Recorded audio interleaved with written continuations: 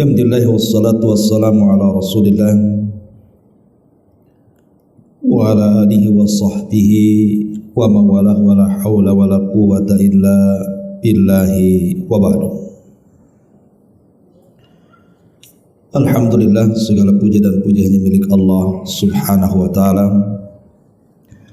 Salawat dan juga salam kita hadiahkan kepada Rasul kita Nabi besar Muhammad sallallahu alaihi wa ala alihi wasallam. Baik, kita lanjutkan kajian kita, masih membahas kitab Al-Kabair, dosa besar. Dan pagi menjelang siang ini kita masuk pada bab ke-74. Bahwa di antara dosa-dosa besar adalah al-ilhad fil haram, melakukan ilhad ataupun dosa di tanah suci haram. Ma'asyiral muslimat yang dimuliakan Allah subhanahu wa ta'ala,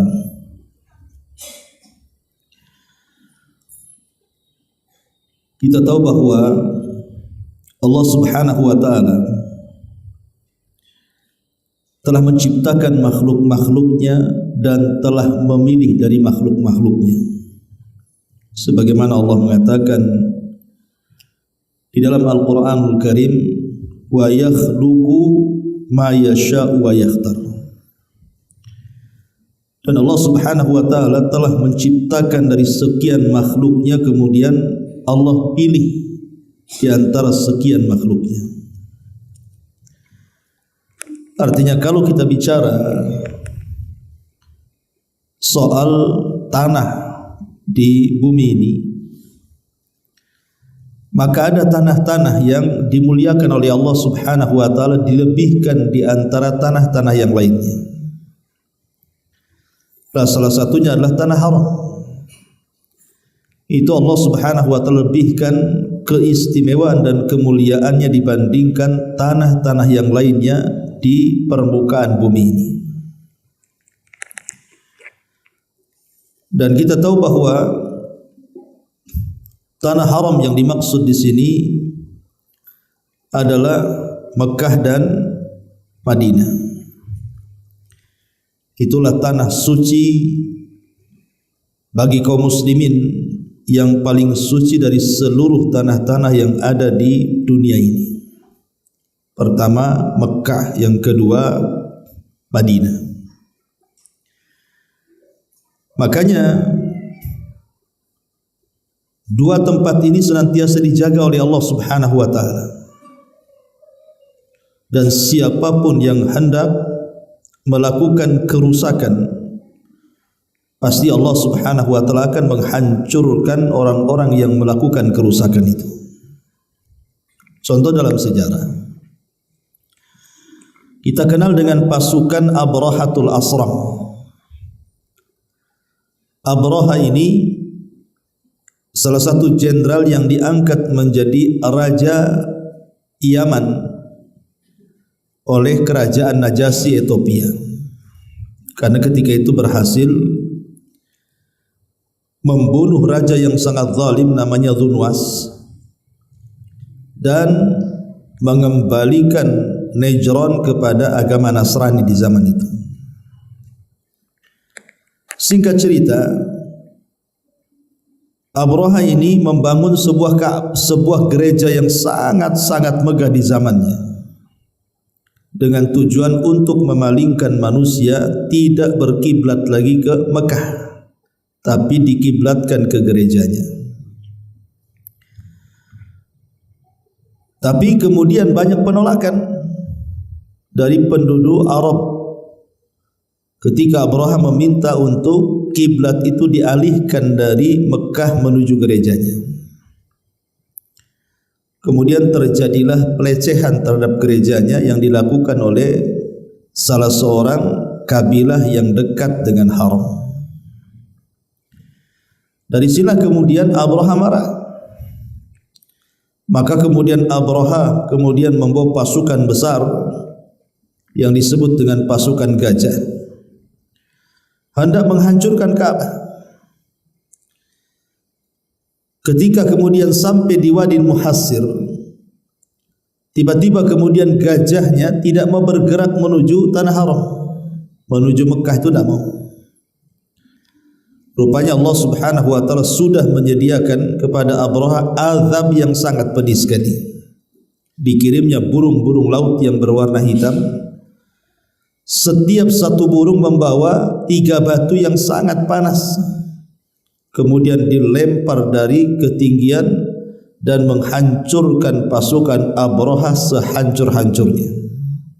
Sehingga kisahnya diabadikan di dalam Al-Quranul Karim, alam tara kaifa fa'ala rabbuka bi ashabil fil. Tidakkah kau lihat bagaimana Allah telah memperlakukan pasukan-pasukan gajah itu. Dari sini kita tahu bahwa kenapa Allah Subhanahu wa taala menghancurkan Abraha. Karena niat kedatangan Abraha ke Mekah itu sudah tidak baik. Dia hendak menghancurkan Mekah, menghancurkan Ka'bah. Sementara Ka'bah sendiri adalah Baitullah yang dibangun oleh Nabiullah Ibrahim alaihi salatu wasallam dan putranya Ismail. Maka siapapun yang kemudian hendak menghancurkan Ka'bah, Allah hancurkan. Tapi kalau seandainya niatnya tidak hendak menghancurkan Ka'bah tapi memperbaiki, seperti yang terjadi ketika robohnya Ka'bah di masa usia Nabi 15 tahun, itu kurang lebih. Ka'bah ini pernah hancur, kemudian akhirnya oleh masyarakat jahiliyah diperbaiki, dirobohkan, kemudian dibangun kembali. Lah saat merobohkan Ka'bah tidak terjadi apapun, tak ada burung ababil yang menyerang dan begitu seterusnya, atau azab-azab yang lain. Karena niat penduduk Mekah itu bukan menghancurkan, tetapi memperbaiki, sehingga tidak terjadi apa-apa. Walaupun ketika pembangunannya kurang biaya, sehingga akhirnya dirubahlah dari bangunan Ibrahim menjadi bangunan ala Quraisy.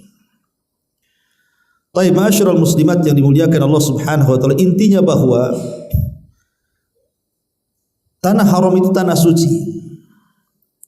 Karena di situ juga memang ada Ka'bah, dan memang tempat itu sendirilah tempat di mana Allah Subhanahu wa taala pertama diibadahi manusia. Karena Nabi Adam alaihi salatu wassalam pertama ibadah itu di situ, di tanah haram, di Mekah. Ma'asyiral muslimat yang dimuliakan Allah Subhanahu wa taala. Kemudian kalau kita melihat tentang hadis akhir zaman, hadis akhir zaman, ketika pembaiatan Al-Mahdi di rukun Ka'bah, kemudian pembaiatan ini terdengar oleh pasukan dari Syam. Mereka hendak menuju Mekah dan hendak membunuh Al-Mahdi. Tapi kemudian di sebuah tempat namanya Baida, kata Rasul, antara Mekah dan Madinah, tiba-tiba Allah Subhanahu wa taala gempakan bumi, kemudian pasukan ini terperosok ke bumi dan mati semuanya. Bukan hanya pasukan yang mati, tapi orang yang lalu lalang juga ikut mati. Sehingga Aisyah radhiyallahu anha bertanya, macam mana nasib orang yang lalu lalang itu? Kenapa juga ditelan oleh bumi dan mati? Maka Rasul mengatakan, mereka akan dibangkitkan kelak pada hari kiamat ala niyatihim, sesuai dengan niatnya. Tapi lihat bagaimana Allah hancurkan orang-orang yang hendak membuat kekacauan di tanah haram. Itu sejak zaman dulu dan sampai di akhir zaman. Ma'asyiral muslimat yang dimuliakan Allah Subhanahu wa taala. Baik, kita akan masuk pembahasan di sini. Di sini muallif rahimahullahu taala membuat bab-bab dosa besar, melakukan dosa di tanah suci. Maknanya melakukan dosa di mana saja, Bu, itu tetap enggak boleh. Ibu nyuri di sini pun tak boleh. Ibu korupsi di sini pun tak boleh. Ibu melakukan kezaliman, mengambil hak orang, berdusta, berghibah atau apalah sebut dosanya, itu dimanapun tak boleh. Tapi kalau dilakukan di tanah suci, di tanah haram baik Mekah ataupun Madinah, maka dosanya dilipat gandakan. Itu maksudnya. Siapapun yang melakukan dosa di tanah suci dengan dosa yang sama yang kita lakukan di sini, maka dosa yang mereka lakukan di tanah suci lebih besar dibandingkan dosa yang kita lakukan di tanah sendiri. Kenapa? Karena kesucian tanah itu tidak boleh ditumpahkan dengan macam-macam maksiat di situ. Ma'asyiral muslimat yang dimuliakan Allah Azza wa Jalla. Baik, kita akan baca dalilnya. Allah Subhanahu wa taala berfirman di sini, "Wal masjidil harami alladzi ja'alnahu lin-nasi sawa'an wal 'aqifu fihi wal bad wa man yurid fihi bi ilhadin bi dzulmin nudhikhu min adzabin alim." Dan dari Masjidil Haram yang telah kami jadikan terbuka untuk semua manusia, baik yang bermukim di sana maupun yang datang dari luar, atau siapa saja yang bermaksud melakukan kejahatan secara zalim di dalamnya. Ingat, Allah katakan di sini, niscaya akan kami rasakan kepadanya siksa yang pedih. Perhatikan ayat ini. Allah mengatakan dan Masjidil Haram. Sekali lagi, kalimat haram di sini apakah kemudian hanya berlaku sekitar masjid saja? Ataukah yang dimaksud haram di sini artinya mencakup batas-batas tanah haram yang ada di Mekah? Ada yang mengatakan bahwa yang dimaksud melakukan dosa dan dosanya dilipat gandakan itu maksudnya kalau berbuat dosa di sekitar Masjidil Haram. Itu satu pendapat. Pendapat yang kedua, tidak, bahkan lebih luas dibandingkan itu. Maksudnya sampai kepada batas-batas tanah haram. Kan Mekah itu kan ada batas-batas tanah haram. Contoh umpamanya ibu ingin umroh, ibu sudah umroh, kemudian ingin umroh, ibu haid. Ketika suci otomatis kan ibu belum umroh. Maka bagaimana caranya ibu memulai dari mikotnya? Maka ibu keluar ke tanah haram kan. Ya paling dekat mungkin kalau dari Mekah kan ke Masjid Aisyah. Ya. Ataupun mungkin kalau ingin lebih jauh lagi ke Ji'ranah atau ke mana kan gitu. Yang penting kan ada batas-batas tanah haram. Kalau di zaman Rasul kan batas-batas itu pakai tombak gitu ya, pakai bendera. Kalau di zaman sekarang kan sudah ada gapuranya tuh. Jadi kerajaan Saudi sudah membuat gapura-gapura yang berkeliling atau mengelilingi tanah haram, mana-mana saja tanah haram. Maka oleh kerajaan Saudi hari ini sudah dibuat gapura, sehingga mudah mana tanah haram, mana tanah selain haram ketika masuk Mekah. Dan itu pendapat yang kuat wallahu a'lam. Jadi maksudnya bukan hanya sekitar Masjidil Haram saja berlakunya pelipatan dosa bagi orang-orang yang bermaksiat itu, tapi juga mencakup orang yang melakukan dosa di sekitar batas-batas yang dibatasi, termasuk di situ tanah haram, baik Mekah ataupun Madinah. Baik Mekah ataupun Madinah. Di mana Mekah itu kan yang menjadikan negeri itu mulia itu karena berkat doa Ibrahim alaihi salatu wassalam. Tapi kalau Madinah itu berkat doa Nabi sallallahu alaihi wasallam. Taib. Ada sebuah hadis di mana Nabi sallallahu alaihi wasallam sangat membenci orang-orang yang melakukan kemaksiatan di tanah haram itu. Kata Nabi sallallahu alaihi wasallam, "Abghadun nas ila Allah." Manusia yang paling dibenci Allah, kata Rasul. Manusia yang paling dibenci Allah, kata Rasul, mulhidun fil harami wa mubtagin fil islami sunnatal jahiliyah wa muttalabun damum ri'im muslim bi ghairi haq liyuhriqa dam.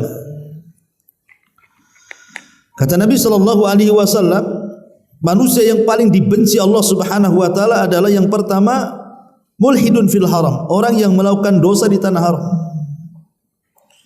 Yang kedua, orang yang mencari-cari adat tradisi jahiliyah. Dan yang ketiga, yang menumpahkan darah seorang muslim. Di sini Nabi SAW menjelaskan manusia yang paling dibenci Allah adalah orang-orang yang melakukan dosa di tanah haram. Kalimat ilhad, melakukan dosa di tanah haram, itu maksudnya apa? Karena dalam surah Al-Hajj yang kita tadi baca ayat 25 pun di sini Allah katakan bi ilhadin bi zulmin. Melakukan ilhad. Apa itu ilhad itu? Yang dosanya dilipat gandakan itu. Mana ilhad sendiri artinya mail anil haq, ya kan? Berpaling dari kebenaran. Tapi apa maksudnya di sini? Ada yang mengatakan maksudnya kita dilarang melakukan kesyirikan. Tidak boleh kita melakukan kesyirikan di dua tanah suci ini, baik Mekah ataupun Madinah. Dan subhanallah, sampai sekarang kesyirikan itu masih ada. Kalau dulu di zaman jahiliyah, Bu, orang-orang jahiliyah itu banyak menyembah Lata, Uzza, Manat, Hubal atau sembahan-sembahan yang lainnya yang berada di sekitar Mekah, kan, Bu. Lain dulu, lain sekarang. Sekarang sudah dapat hidayah, rata-rata kan orang yang ke sana, kalau orang kita ini kalau tidak melaksanakan haji ataupun umrah, kan, Bu, antara dua itu saja. Kalau kita ke Mekah pasti ingin haji atau umrah. Tapi lihat, ada sebagian orang-orang awam yang berangkat ke sana itu terkadang mereka melakukan kesyirikan. Dengan cara apa? Yang meminta-minta kepada benda-benda mati. Contoh umpamanya meminta-minta kepada makam Ibrahim. Coba makam Ibrahim itu batu yang ada bekas tilas, tapak tilasnya kaki Ibrahim, kemudian dibungkus, nampaklah sekitar Ka'bah itu. Ada juga orang-orang yang kemudian memeluk-meluk makam Ibrahim, kemudian menciumnya, kemudian meminta-minta di situ. La ilaha illallah, tidak boleh kesyirikan. Ini kesyirikan, tidak boleh. Ataupun begitu juga meminta ke kuburan Nabi di Madinah, kan begitu. Mereka ingin masuk ke Raudhah, kemudian mendekat kepada kuburan Nabi, sampai di situ meminta-minta. Tidak boleh kita meminta-minta kepada Nabi, karena yang namanya meminta-minta itu sebuah ibadah. Kata Nabi SAW, idza sa'alta Allah, gimana? Apabila engkau meminta, idza sa'alta fas'alillah, idza sa'alta fas'alillah, wa idza sta'anta fasta'in billah. Kalau engkau minta langsung kepada Allah. Kalau minta pertolongan, minta langsung pertolongan kepada Allah Subhanahu wa taala. Jangan menggunakan perantara. Nah, dari sini kita tahu bahwa mana ilhad, ada yang mengatakan kesyirikan. Jangan melakukan kesyirikan. Tetapi ada juga mengatakan tidak. Maksudnya di sini adalah dosa-dosa besar. Dosa-dosa besar. Jadi tidak boleh melakukan dosa-dosa besar di sekitar tanah suci haram, baik Mekah dan Madinah. Perhatikan bukunya. Berkata Yahya bin Abi Katsir dari Abdul Hamid bin Sinan, beliau adalah seorang rawi yang dikuatkan oleh Ibnu Hibban. Dari Ubaid bin Umar, dari bapaknya bahwa Nabi SAW bersabda pada waktu haji wada. Apa kata Rasul? Ala inna awliya Allah al-musallun man yukim as-salata wa yasum ar-ramadhan wa yu'ti zakata malin yahtasibuha wa yajtanibul kaba'ira allati nahallahu anha. Thumma inna rajulan sa'alahu faqala ya Rasulullah mal kaba'ir? Qala hunna tis'atun asyirku billahi wa qatlu mu'minin bighairi haqqin was-sihru wa firaru yawma zahfin wa aqlu malil yatim wa aqlu riba qadful muhsanat wa uququl walidain wa istihlalul baitil haram qiblatikum ma min rajulin yamutu lam ya'mal haula'il kaba'ir wa yuqimus salata wa yu'tiyaz zakata illa kana ma'an nabi sallallahu alaihi wasallam fi dari abwabiha masari'un min dhahabin. Nabi sallallahu alaihi wasallam ketika Hajjatul Wada beliau berceramah, berkhutbah. Isi khutbahnya Nabi mengatakan, ketahuilah wahai wali-wali Allah, dan wali-wali Allah adalah orang-orang yang selalu melaksanakan solat, yaitu orang-orang yang mendirikan solat, berpuasa Ramadan, membayar zakat dengan hartanya yang telah masuk hitungannya. Termasuk wali-wali Allah adalah menjauhi dosa-dosa besar yang telah Allah larang. Tiba-tiba ada seseorang bertanya kepada Rasul, apa itu dosa besar? Kemudian Nabi SAW bersabda, dosa besar itu ada 7. Kemudian Nabi SAW mengatakan, pertama menyekutukan Allah, kemudian membunuh orang beriman dengan cara yang tidak benar, kemudian sihir, kemudian melarikan diri dari medan pertempuran, kemudian memakan harta anak yatim, memakan riba, menuduh wanita baik-baik telah menikah dengan tuduhan berzina, durhaka kedua orang tua, merusak Ka'bah yang merupakan kiblat kalian. Tidak ada seorang pun yang tidak melakukan dosa-dosa besar tersebut, menegakkan solat, berpuasa di bulan Ramadan serta menunaikan zakat, melainkan ia akan bersama Nabi Muhammad sallallahu alaihi wasallam di sebuah tempat yang memiliki pintu gerbang yang terbuat dari emas kelak di sorga.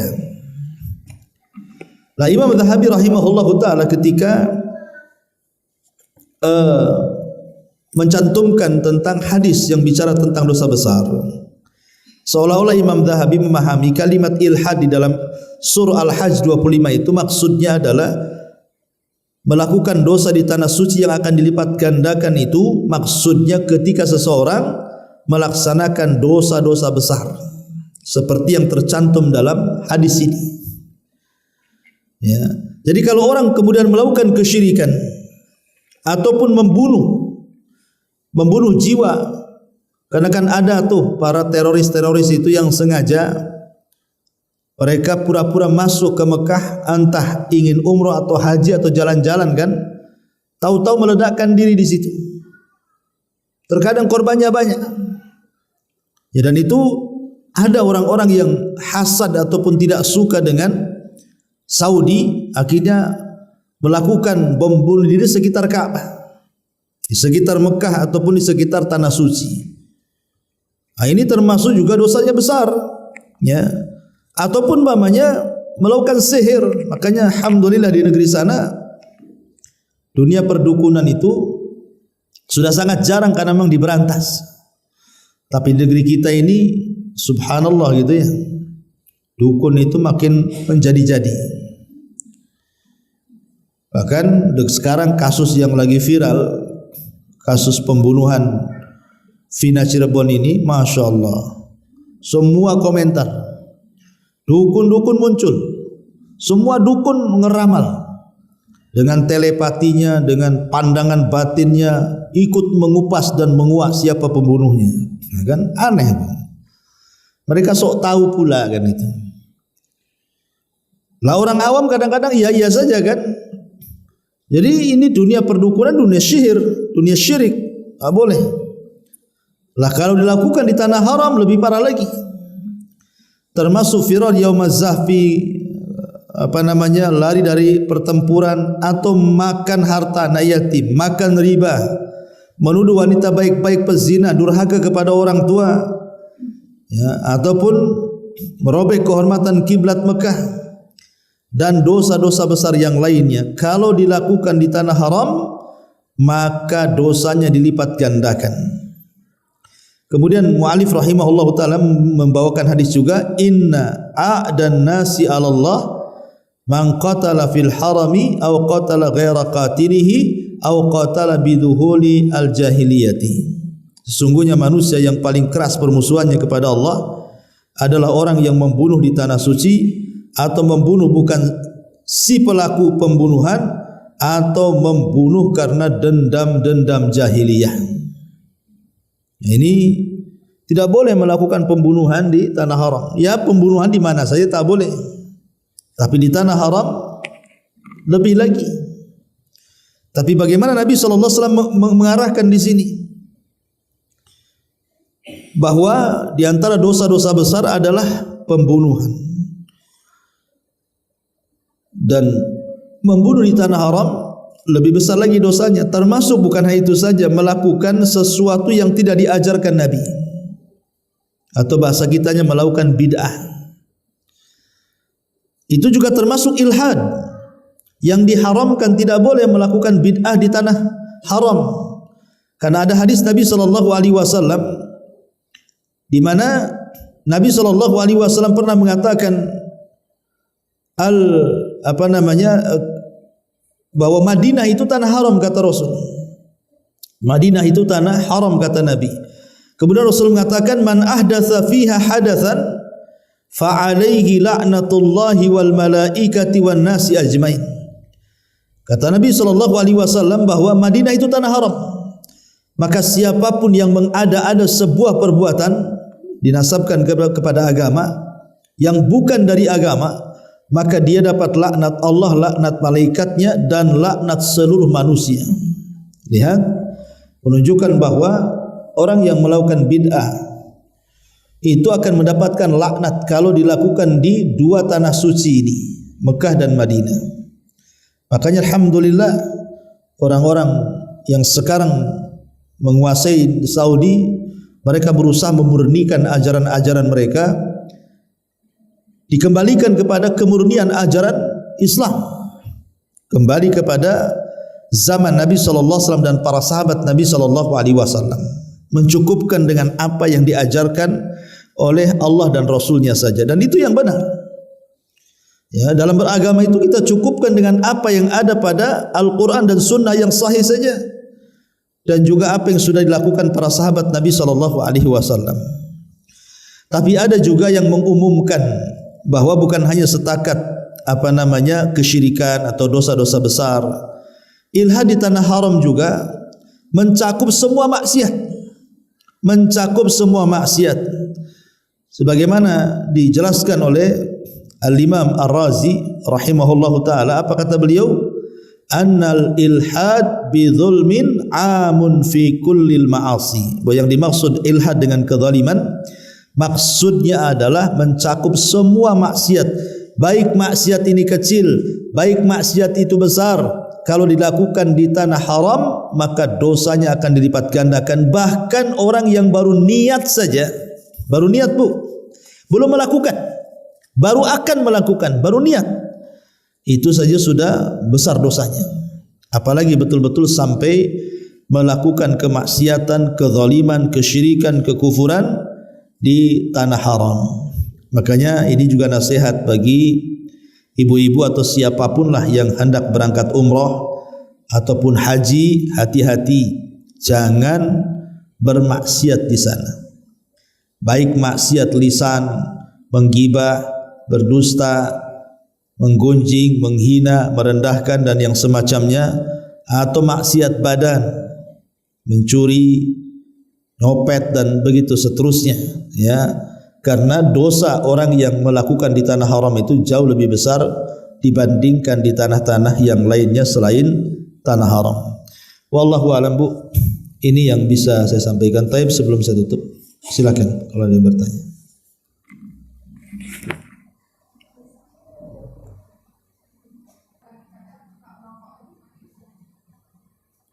Ya pokoknya apapun, ya, yang melakukan kemaksiatan masuk di situ. Ya sebaiknya jangan dilakukanlah. Ya, jadi apa saja maksiat kecil ataupun besar jangan dilakukan itu. Jadi percuma kita sudah ngabisin duit banyak dari sini kan, sudah lelah, letih dengan berbagai macam aktivitas.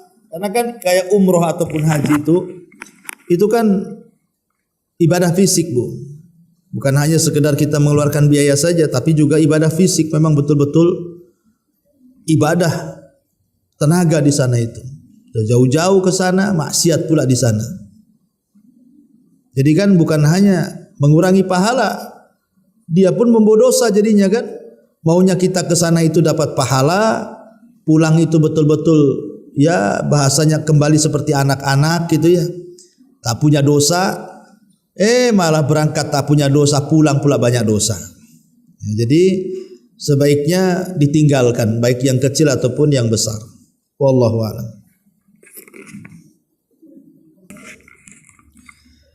Ya, termasuk tidak boleh seseorang itu membunuh hewan-hewan yang ada di sekitar haram. Makanya kan kalau ibu pernah umroh kan banyak tuh burung-burung merpati itu baik di Madinah atau di Mekah itu tidak ada yang berani menyakiti burung merpati kan, Bu. Yang ada justru orang itu pada jual makanan. Kemudian kita disuruh bersedekah untuk memberi makan burung kan. Jadi sampai pun menebang pohonnya ataupun membunuh buruannya, binatangnya itu tak boleh. Ya, kecuali ada binatang-binatang tertentu yang memang dibolehkan untuk dibunuh. Tapi secara umum tidak boleh. Ya, secara umum tidak boleh kita ini membunuh binatang. Bahkan kalau itu terjadi ketika kondisi ihram itu ada kafarahnya.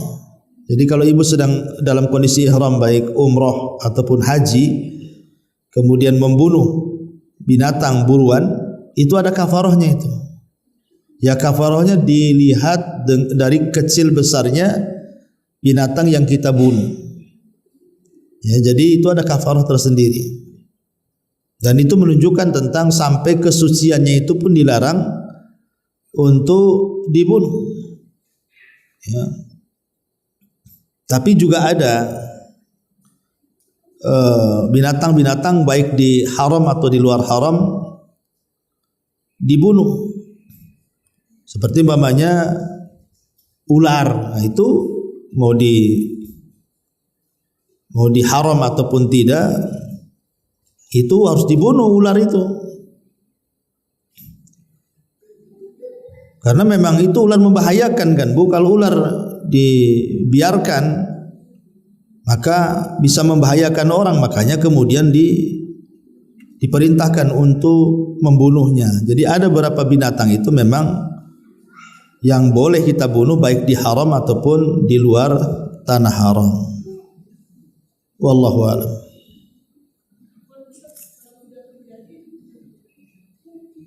Ya, kalau seandainya ibu dalam posisi ihram membunuh, ya bayar kafarah itu. Nanti dihitung oleh orang-orang yang tukang taksir di sana. Saya sudah membunuh ini merpati, kira-kira apa kafarahnya? Nanti orang itu kasih tahu, oh berarti nyembelih kambing gitu.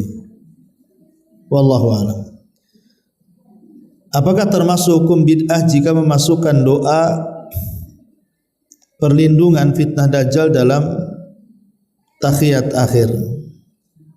Tidak, ini kan diajarkan kita ini disuruh ta'awud dari 4 perkara kan sebelum tasawuf akhir itu. Allahumma inni a'udzubika min adzabi jahannam wa min adzabil qabri wa min fitnatil mahya wal mamat wa min syarri fitnati masihid dajjal. Jadi 4 perlindungan ini salah satunya dari fitnah dajjal, ada dalam 4 perlindungan, dan itu dibaca setelah tasyahud akhir. Jadi setelah tasyahud akhir, Bu, kan pertama ibu baca tahiyat, kemudian baca syahadat, kemudian baca solawat, baru baca 4 perlindungan. Kadang-kadang setelah membaca 4 perlindungan, Nabi SAW juga mengajarkan boleh kita berdoa apa saja di situ. Dan Nabi SAW biasa membaca Allahumma inni a'udzubika minal ma'tham wal maghram, atau doa-doa apalah terserah yang ibu mau di akhir tasyahud akhir sebelum salam. Itu bukan bid'ah, itu sunnah. Wallahu a'lam. Baik, sampai di sini. Subhanakallahumma bihamdika asyhadu an la ilaha illa anta astaghfiruka wa atubu ilaik.